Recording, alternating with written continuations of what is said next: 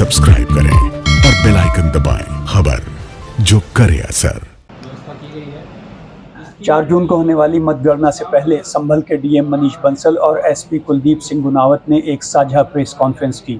Conference में मतगणना के दौरान होने वाले सुरक्षा इंतजामों की जानकारी दी गई। 4 जून को मतगणना प्रारंभ होनी है, जैसा आप सब अवगत ही हैं।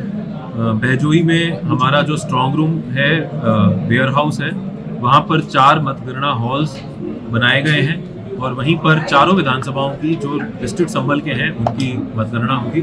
साथ में एक 5वां मतगणना हॉल होगा जिसमें संभल लोकसभा के डाक मतपत्रों की मतगणना होगी।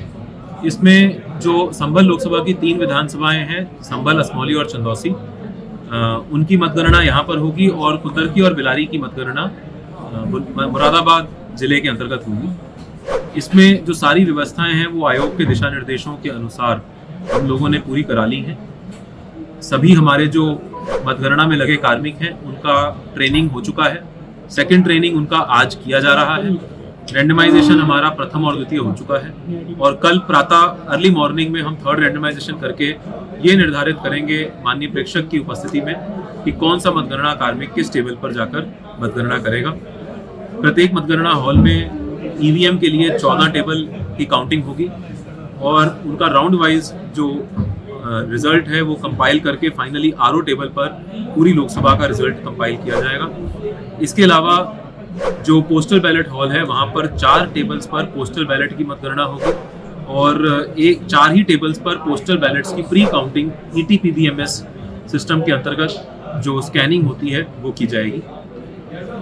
मतगणना में ईवीएम की सारी मतगणना खत्म होने के बाद जो कुछ ईवीएम्स की वीवीपैट की पर्चियों की काउंटिंग होती है वो पूरी मतगणना खत्म होने के बाद अंत में प्रत्येक मतगणना हॉल में प्रत्येक विधानसभा में एक टेबल पर निर्धारित टेबल पर की जाएगी, जिसके लिए अलग से आयोग के दिशा निर्देशानुसार व्यवस्थाएं की गई हैं।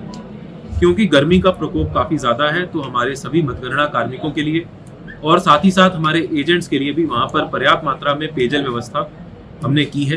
साथ ही साथ इलेक्ट्रोलाइट्स और ORS सॉल्यूशन इत्यादि और अन्य जो आवश्यक दवाइयाँ होती हैं वो भी हम लोगों ने वहाँ पर सेटअप की हैं।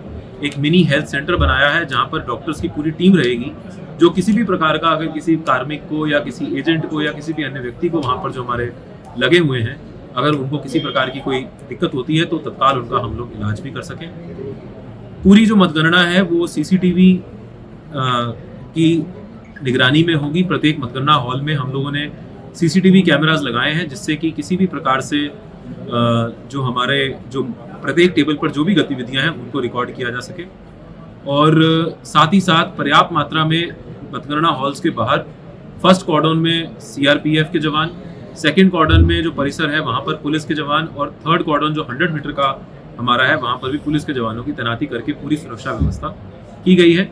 इसमें किसी भी व्यक्ति को जो निर्धारित कुछ अधिकारीगण हैं आयोग के निर्देशानुसार, उसके अतिरिक्त कोई भी व्यक्ति अंदर मोबाइल फ़ोन या कोई भी अन्य ऐसा लैपटॉप, टैबलेट या कम्युनिकेशन डिवाइस लेके जाना उसको अलाउड नहीं होगा। और मतगणना की जो सैंक्टिटी है उसको मेंटेन करना है और 100% पारदर्शी रूप से सभी लोगों को समय समय पर जो सूचनाओं का डिसेमिनेशन होता रहे, आदान प्रदान होता रहे, उसकी हमने पूरी व्यवस्था की है और उसी के अनुसार सारे प्रोटोकॉल्स को पालन करते हुए मतगणना पूरी। देखिए, मतगणना को लेके पुलिस ने जो भी मुख्यालय से और चुनाव आयोग की तरफ से जो भी दिशा निर्देश दिए गए थे उसके अनुसार अपनी ड्यूटी लगाई है। मतगणना केंद्र के अंदर और बाहर त्रिस्तरीय सुरक्षा व्यवस्था की गई है, जिसमें अंदर की तरफ जो स्ट्रांग रूम है जिस पर CAPF और गेट पर और बाहर पुलिस, जिला पुलिस लगाई गई है।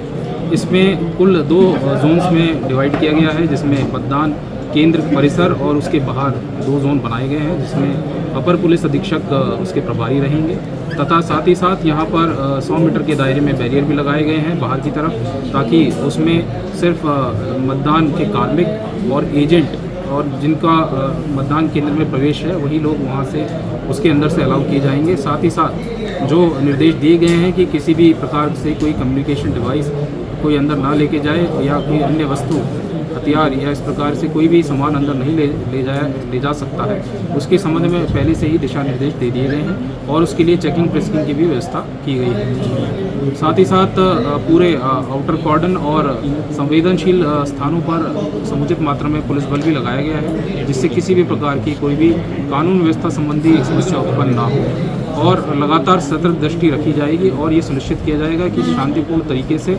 गणना की प्रक्रिया संपन्न हो। संभल अति संवेदनशील इलाका है, इसलिए चप्पे चप्पे पर पुलिस को मुस्तैद किया गया है। Muzammil Danish, Sambhal, global today.